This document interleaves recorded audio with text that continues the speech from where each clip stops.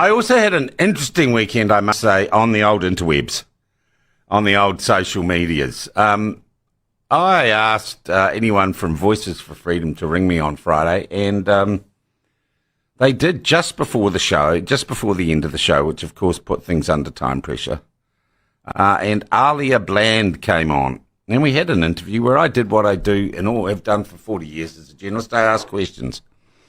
And I occasionally reflect on whether or not I think the answers to those questions satisfy my curiosity or the audience's curiosities. Miss Bland's didn't. She didn't seem to have relevant facts about the actual facts about vaccine injury, etc. And of course, like all the people involved in this, she got emotional very quickly, and it was all anecdotal evidence, which I think I pointed out. And of course, then what happens after an interview like that is the idiocy of these people or their blind spot is proven, because instead of showing me the evidence that I was seeking, all they do is turn around and say, I'm a terrible person. And I trended, I think, 3rd and 6th or something on X over the weekend, mainly with Voices for Freedom and their supporters saying they'd never listen to the platform again and I'd destroyed the platform and I was a terrible person. And you know what I reckon? I reckon if you had any decent scientific arguments that backed up your claims, you would have been going on about them instead of suddenly just leaping on the cancel culture bandwagon, which of course is what you all get so upset about yourselves. So no apology from me.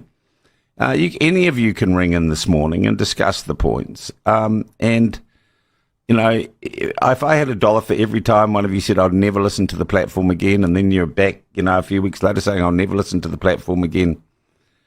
Well, if I had $1 for, I do probably have $1 for every time you say that, which is good, which is why we're still here. So thank you very much for your interest. And I'm going to tell you, your silly cry bullying, I'll never talk to you again, it is so childish. It is absolutely so childish the way you, as a group, you conduct yourselves, and it's why no one believes you or takes you seriously. Because collectively, you are cookers. Collectively, you don't know how to have an argument without reverting to ad hominem personal attacks at the drop of, you know, a jab, really, or a discussion of the jab. So no apologies from me whatsoever. If you want to ring up and argue the point, or try to, with your limited repertoire, feel free. I don't have anything against any of you individually, though many of you seem to want me dead, or members of my family dead, and you want me to have a heart attack, and I'm an FFF, this, C, whatever. You can ring in and talk about that, but just keep it seemly, and try, for goodness sake, to keep a logical idea in your head. Even just for a moment, for a fleeting moment.